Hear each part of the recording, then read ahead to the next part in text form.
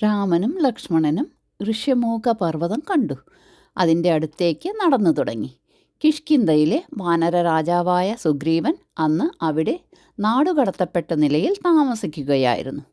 അവൻ്റെ സഹോദരനായ വാലി അവനെ രാജ്യത്തിൽ നിന്ന് പുറത്താക്കിയിരുന്നു. സുഗ്രീവൻ തൻ്റെ മന്ത്രി ഹനുമാനോടും കുറച്ച് വിശ്വസ്തരായ സുഹൃത്തുക്കളോടുമൊപ്പം ആ പർവ്വതത്തിൽ താമസിച്ചു. വില്ലും അമ്പും ധരിച്ച് രാമനും ലക്ഷ്മണനും തങ്ങളുടെ അടുത്തേക്ക് വരുന്നത് കണ്ടപ്പോൾ സുഗ്രീവന് ആശങ്കയായി. അവൻ ചിന്തിച്ചു, ഇവരെ വാലി അയച്ചതായിരിക്കുമോ? അവരുടെ യഥാർത്ഥ ഉദ്ദേശം മനസ്സിലാക്കാൻ സുഗ്രീവൻ ഹനുമാനെ അവരുടെ അടുത്തേക്ക് അയച്ചു. ഹനുമാൻ ഒരു സന്യാസിയുടെ വേഷം ധരിച്ച് അവരുടെ അടുത്തേക്ക് പോയി. അദ്ദേഹം വണങ്ങി പറഞ്ഞു, ഓ മഹാന്മാരെ, നിങ്ങൾ ആരാണ്? ഈ വിജനമായ സ്ഥലത്തേക്ക് നിങ്ങൾ എന്തിനാണ് വന്നത്? എനിക്ക് നിങ്ങളെ സഹായിക്കാനാകുമോ? രാമൻ സ്നേഹത്തോടെ മറുപടി പറഞ്ഞു, ഓ സൗമ്യനായ, നിങ്ങളുടെ വാക്കുകളിൽ ജ്ഞാനവും ദയയും പ്രകടമാണ്. ഞാൻ രാമനാണ്. ഞങ്ങൾ ഇവിടെ സുഗ്രീവനെ കാണാനാണ് വന്നിരിക്കുന്നത്. അപ്പോൾ ഹനുമാൻ തൻ്റെ യഥാർത്ഥ രൂപം വെളിപ്പെടുത്തി പറഞ്ഞു, ഓ രാമാ, ഞാൻ സുഗ്രീവൻ്റെ മന്ത്രിയായ ഹനുമാനാണ്. ദയവായി നിങ്ങളെ സുഗ്രീവൻ്റെ അടുത്തേക്ക് കൊണ്ടുപോകാനായി എന്നെ അനുവദിക്കൂ. അതിനുശേഷം ഹനുമാൻ തൻ്റെ ശരീരം വളരെ വലുതാക്കി രാമനെയും ലക്ഷ്മണനെയും തൻ്റെ തോളുകളിൽ ഇരുത്തി സുഗ്രീവൻ്റെ അടുത്തേക്ക് പറന്നു.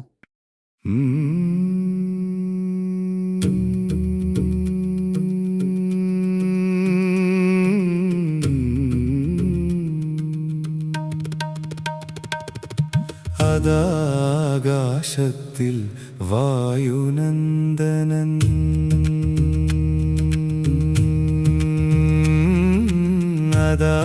അതാകാശത്തിൽ വായുനന്ദനൻ രാമനും ലക്ഷ്മണനും തോളിലേറ്റി രാമനും ലക്ഷ്മണനും തോളിലേറ്റി അതാ ആകാശത്തിൽ വായുനന്ദനൻ അതാകാശത്തിൽ വായുനന്ദനൻ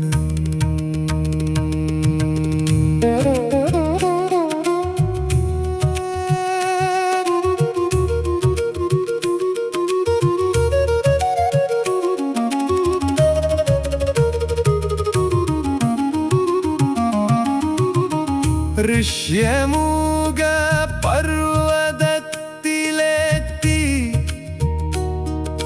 സുഗ്രീവനുമായി സൗഹൃദത്തിനായി ഋഷ്യമൂക പർവ്വതത്തിലെത്തി സുഗ്രീവനുമായി സൗഹൃദത്തിനായി അതാ ആകാശത്തിൽ വായുനന്ദനൻ അതാകാശത്തിൽ വായുനന്ദനൻ.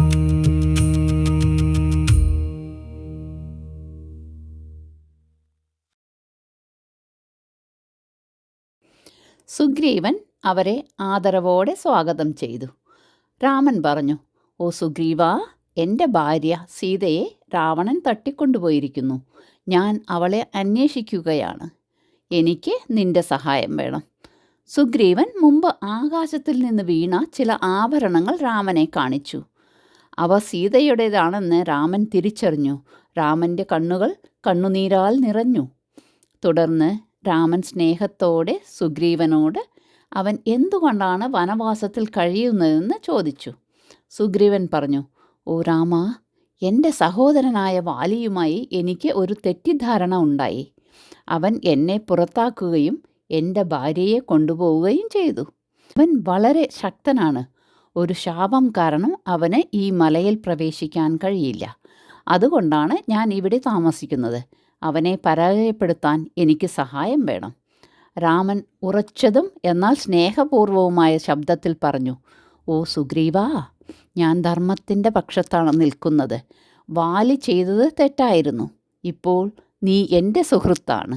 ഞാൻ നിന്നെ സഹായിക്കും. നീ വീണ്ടും രാജാവാകും. രാമൻ സുഗ്രീവനെ ആലിംഗനം ചെയ്തു. ആ ദിവസം ഒരു ദൃഢമായ സൗഹൃദം രൂപപ്പെട്ടു. പദ്ധതി ലളിതമായിരുന്നു. സുഗ്രീവൻ വാലിയെ വെല്ലുവിളിക്കും, രാമൻ ദൂരത്തു നിന്ന് സഹായിക്കും.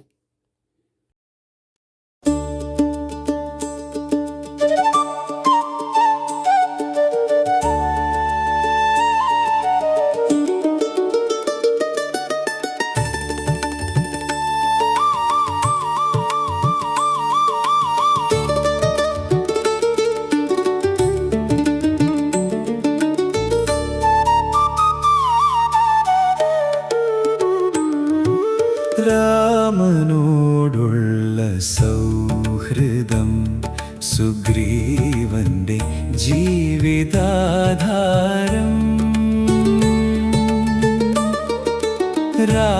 രാമനോടുള്ള സൗഹൃദം സുഗ്രീവന്റെ ജീവിതാധാരം.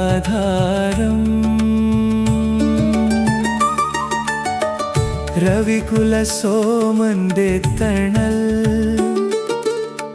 കോദണ്ഡരാമന്റെ താങ്ങ്. രവികുല സോമന്റെ തണൽ, കോദണ്ഡരാമന്റെ താങ്ങ്. രാമനോടുള്ള സൗഹൃദം സുഗ്രീവന്റെ ജീവിതാധാരം.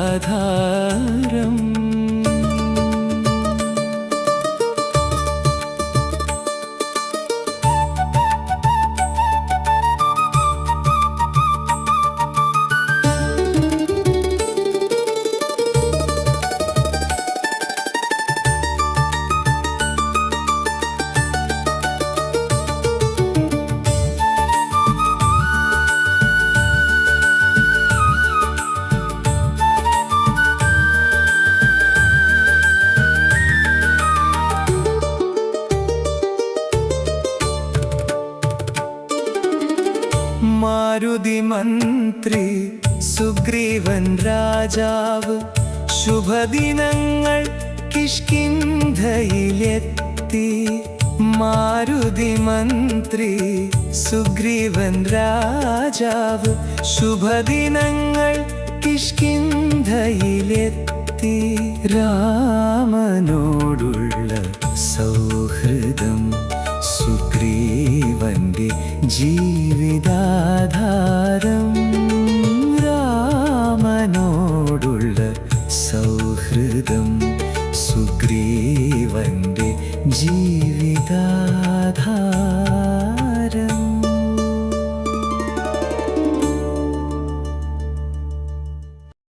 സുഗ്രീവൻ കിഷ്കിന്ധയിലേക്ക് പോയി വിളിച്ചു പറഞ്ഞു, ഓ വാലി, പുറത്തേക്ക് വന്ന് എന്നെ നേരിടൂ. വാലി കോപത്തോടെ പുറത്തേക്ക് പാഞ്ഞു വന്നു. ആ 2 സഹോദരന്മാരും ശക്തമായി പോരാടി. അവർ തമ്മിൽ വളരെ സാമ്യമുണ്ടായിരുന്നു. സുഗ്രീവൻ ക്ഷീണിതനായി സഹായത്തിനായി രാമനെ നോക്കി. എന്നാൽ രാമൻ തൻ്റെ അമ്പ് എയ്തില്ല. അവസാനം സുഗ്രീവൻ പിൻവാങ്ങി. മലയിൽ തിരിച്ചെത്തി സുഗ്രീവന് വേദന തോന്നി. അവൻ പറഞ്ഞു, ഓ രാമാ, ഞാൻ നിന്നെ വിശ്വസിച്ചിരുന്നു. രാമൻ ശാന്തമായി മറുപടി പറഞ്ഞു, ഓ സുഗ്രീവാ, നിന്റെയും വാലിയുടെയും രൂപം ഒരുപോലെയാണ്. തെറ്റിദ്ധരിച്ച് നിന്നെ ഉപദ്രവിക്കാൻ ഞാൻ ആഗ്രഹിച്ചില്ല. നാളെ നീ ഒരു മാല ധരിക്കൂ. അപ്പോൾ എനിക്ക് നിന്നെ തിരിച്ചറിയാൻ കഴിയും. സുഗ്രീവന് കാര്യം മനസ്സിലായി. അടുത്ത ദിവസം ഒരു മാല ധരിച്ചുകൊണ്ട് സുഗ്രീവൻ വീണ്ടും വാലിയെ വെല്ലുവിളിച്ചു. ഈ പ്രാവശ്യം രാമന് ഇരുവരെയും വ്യക്തമായി തിരിച്ചറിയാൻ കഴിഞ്ഞു. അദ്ദേഹം ശക്തിയേറിയ ഒരു അമ്പ് പ്രയോഗിച്ചു. വാലി നിലത്ത് വീണു. വാലി പറഞ്ഞു, ഓ രാമാ, നീ ധർമ്മത്തിൻ്റെ പേരിൽ അറിയപ്പെടുന്നവനാണ്. എന്നെ എന്തുകൊണ്ടാണ് നീ പ്രഹരിച്ചത്?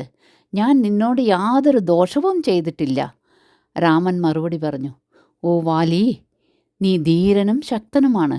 എന്നാൽ നിന്റെ സഹോദരൻ്റെ ഭാര്യയെയും രാജ്യത്തെയും കൈക്കലാക്കിയത് ശരിയായിരുന്നില്ല. ഒരു രാജാവ് ധർമ്മത്തെ രക്ഷിക്കണം. അതുകൊണ്ടാണ് ഇത് ആവശ്യമായത്. അദ്ദേഹം സ്നേഹത്തോടെ കൂട്ടിച്ചേർത്തു. നിന്റെ മകൻ അംഗദനെ രാജകുമാരനായി നിയമിക്കും. നിന്റെ ഭാര്യ താരയ്ക്ക് ബഹുമാനം നൽകും. വാലി രാമൻ്റെ വാക്കുകൾ അംഗീകരിച്ചു. അധികം വൈകാതെ അദ്ദേഹം അന്തരിച്ചു. സുഗ്രീവനെ കിഷ്കിന്ധയുടെ രാജാവായി അഭിഷേകം ചെയ്തു. അപ്പോഴേക്കും മഴക്കാലം ആരംഭിച്ചിരുന്നു. ആകാശം മേഘങ്ങൾ കൊണ്ട് നിറഞ്ഞിരുന്നു. യാത്ര ചെയ്യുന്നത് പ്രയാസകരമായിരുന്നു. അതിനാൽ സീതയെ അന്വേഷിക്കുന്ന ദൗത്യം ആരംഭിക്കുന്നതിന് മുമ്പ് 4 മാസം കാത്തിരിക്കാമെന്ന് അവർ തീരുമാനിച്ചു.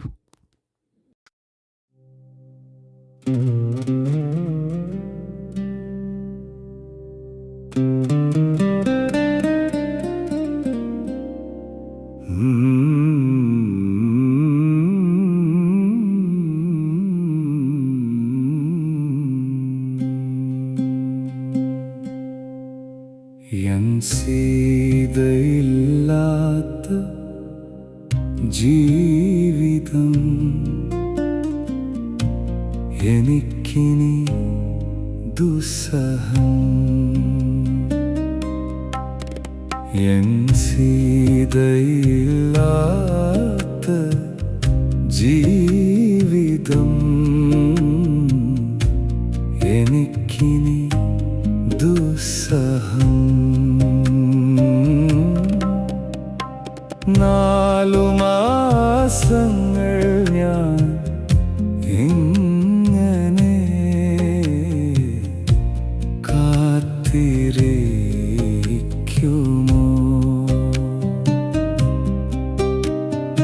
ഈ വിരഹവേദന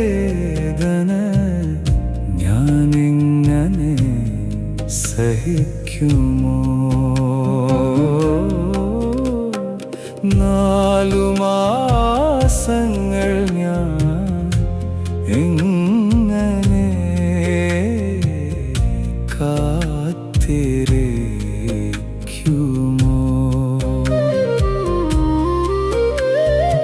ഈ വിരഹവേദന ഞാനെങ്ങനെ സഹിക്കുമോ?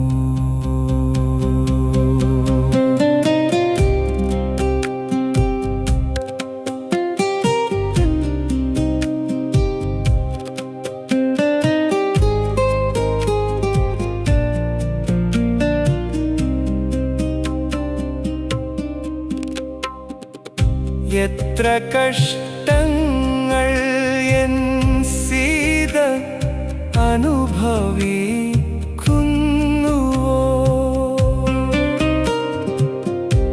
എത്ര കഷ്ടങ്ങൾ എൻ സീത അനുഭവിക്കുന്നുവോ?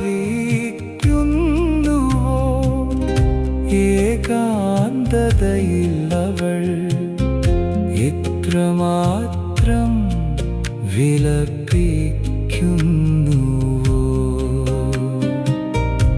ഏകാന്തതയില്ലവൾ എത്രമാത്രം വിലപിക്കുന്നുവോ? 4 മാസങ്ങൾ ഞാൻ എങ്ങനെ കാത്തിരിക്കുമോ?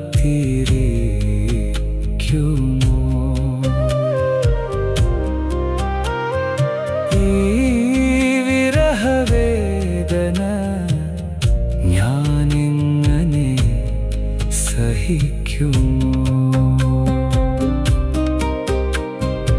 ഈ വിരഹവേദന ഞാനെങ്ങനെ സഹിക്കുമോ? ഈ വിരഹവേദന ഞാനെങ്ങനെ സഹിക്കുമോ? എൻ സീതയില്ലാത്ത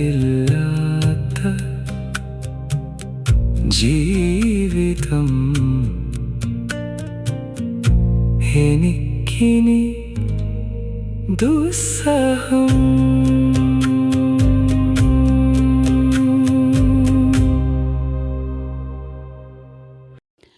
4 മാസം കഴിഞ്ഞ് മഴക്കാലം അവസാനിച്ചപ്പോൾ സുഗ്രീവൻ പല ദേശങ്ങളിൽ നിന്നുള്ള വാനരന്മാരെ വിളിച്ചുകൂട്ടി. രാവണൻ സീതയെ തെക്കോട്ടാണ് കൊണ്ടുപോയതെന്ന് അവർക്ക് അറിയാമായിരുന്നു. എന്നിരുന്നാലും ഉറപ്പുവരുത്തുന്നതിനായി അവർ എല്ലാ ദിക്കുകളിലേക്കും തിരച്ചിൽ നടത്തി. ഹനുമാൻ, ജാംബവാൻ, അംഗദൻ എന്നിവരെയും മറ്റു പലരെയും തെക്കൻ ദിക്കിലേക്ക് അയച്ചു.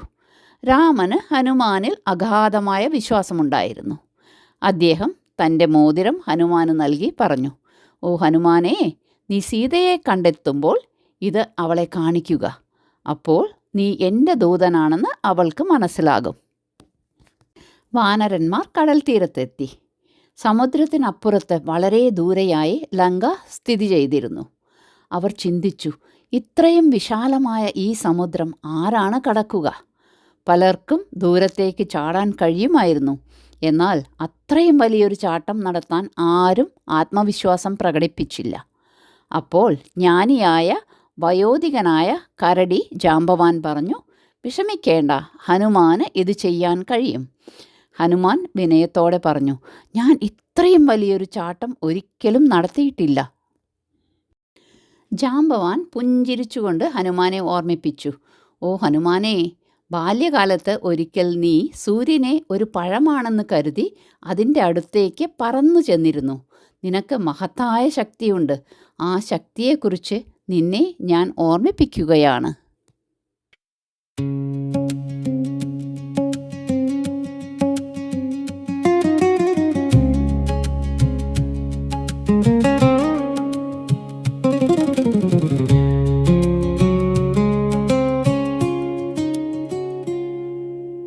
ഓർമ്മയുണ്ടോ ആ ദിവസം, ഓ ബജരംബലി?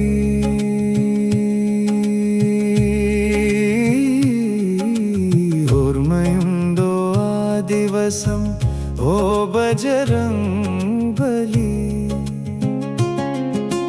സൂര്യനെ പഴമെന്നു കരുതി ആകാശത്തിലേക്ക് പറന്നുയർന്നു നീ. സൂര്യനെ പഴമെന്നു കരുതി ആകാശത്തിലേക്ക് പറന്നുയർന്നു നീ. നിൻ ശക്തിയെ മറന്നുപോയി, നിൻ ശക്തിയെ മറന്നുപോയി. അത് അപാരം, അനന്തം, അസമാനം. നിൻ ശക്തിയെ മറന്നുപോയി. അത് അപാരം, അനന്തം, അസമാനം. ശൂരനാണ് നീ, വീരനാണ് നീ, അഞ്ജനി പുത്ര പവനതനയാ. ഓ ബജരംബലി, ശൂരനാണ് നീ, വീരനാണ് നീ, അഞ്ജനി പുത്ര പവനതനയാ. ഓ ബജരംബലി.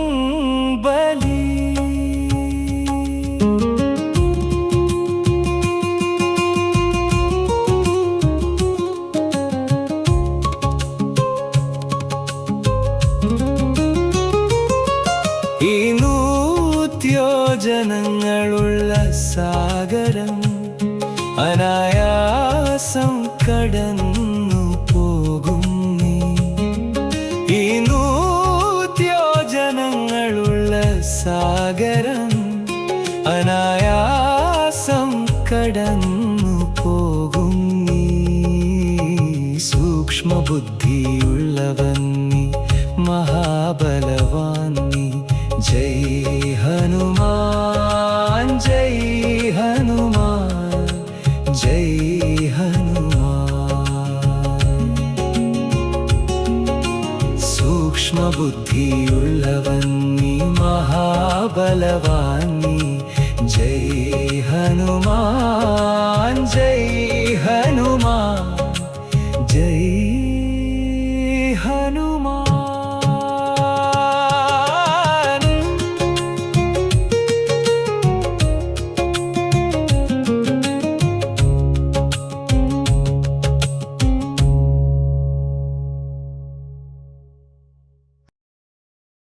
ഹനുമാന്റെ വലുപ്പം വർദ്ധിച്ചു. അവൻ്റെ രൂപം ശക്തിയും ദൃഢതയും നിറഞ്ഞതായി മാറി. ലങ്കയിലേക്കുള്ള മഹത്തായ ചാട്ടത്തിനായി അവൻ സ്വയം തയ്യാറായി.